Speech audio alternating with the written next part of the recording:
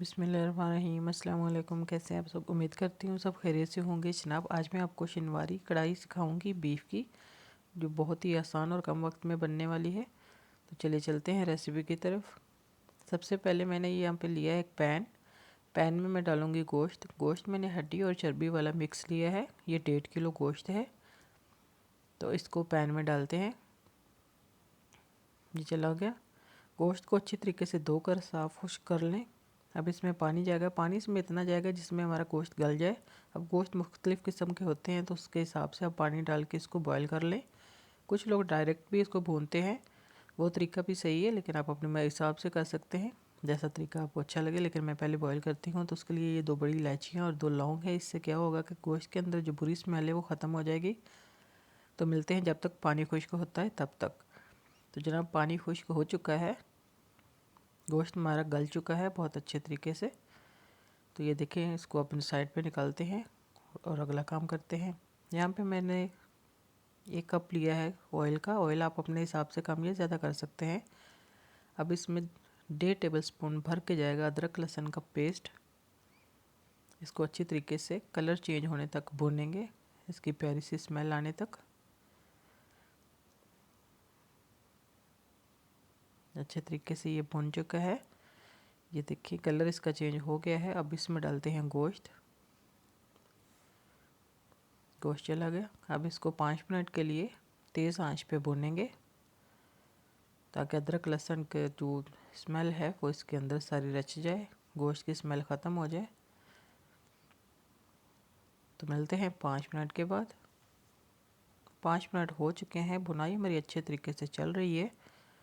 इस पॉइंट पे हम इसमें डालेंगे टमाटर अगर आपके पास छोटे साइज़ के हैं तो 4 से 5 अदद आप डाल सकते हैं, लेकिन बड़े साइज़ के हैं तो 3 से 4 भी चल सकते हैं।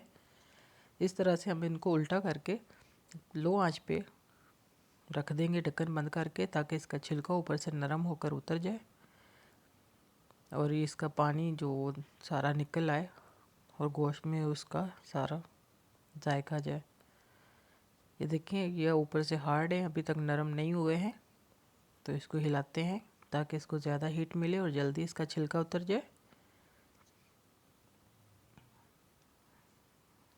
बहुत ही ईजी है इसको पकाना, बिल्कुल भी मुश्किल काम नहीं है। ये छिलके भी बहुत ही आसानी से उतर जाते हैं। अगर आप चाहें तो पहले भी छिलके उतार कर आप इसको इस्तेमाल कर सकते हैं। टोटली आपकी अपनी मर्ज़ी पर डिपेंड करता है।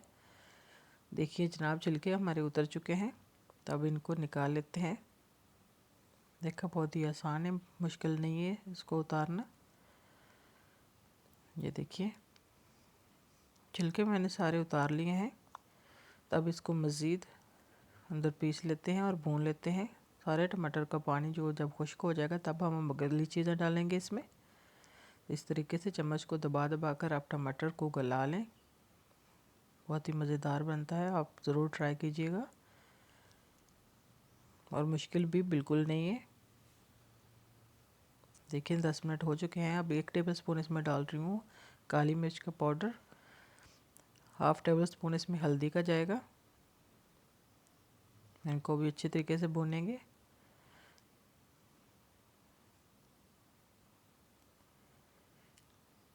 ये सारा आपने जो भुनाई करनी है तेज़ आंच पे करनी है, लो आंच आपने नहीं रखनी है। 1/2 टेबल स्पून इसमें जाएगा नमक का। नमक 1/2 टेबल स्पून मैं इसलिए डाल रही हूँ कि मैंने पहले भी जब बॉयल किया था तब 1/2 टेबल स्पून मैंने नमक डाला था। तो आप अपने टेस्ट के हिसाब से ज़्यादा या कम कर सकते हैं। इस पॉइंट पे जाएंगे इसमें 1 टेबल स्पून दही को आप पहले फेंट लें, फेंट के इस्तेमाल किया करें। तो इसको हम 10 मिनट के लिए नॉर्मल आंच पे भुनेंगे ताकि इसका जितना भी जायका है वो गोश्त के अंदर अच्छे तरीके से चला जाए। जनाब 10 मिनट हो चुके हैं। बहुत ही मज़ेदार हमारी शिनवारी कढ़ाई बनी है। देखिए अब हरा धनिया इसमें डालेंगे। अदरक के आप स्लाइसेस भी डाल सकते हैं। मैं हरा धनिया और हरी मिर्ची डाल रही हूँ। यहाँ पे इस पॉइंट पे आप इसमें हाफ लेमन भी डाल सकते हैं।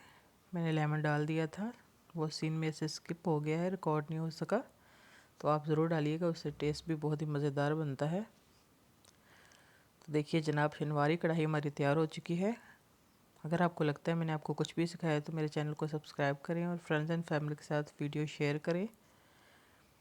دیکھیے جناب بہت ہی مزیدار ہماری کڑھائی تیار ہو گئی ہے، آپ نے ضرور ٹرائی کرنا ہے اور کمنٹ سیکشن میں مجھے بتانا ہے کہ آپ کو میری یہ ریسیپی کیسی لگی ہے۔ چلیے چلتی ہوں، دعاؤں میں یاد رکھیے گا، انشاءاللہ پھر لوٹ کے آؤں گی نیو اور زبردست ریسیپی کے ساتھ۔ تب تک کے لیے ڈھیر ساری دعاؤں میں اجازت دیجیے گا، اپنا ڈھیر سارا خیال رکھیے گا۔ اللہ حافظ۔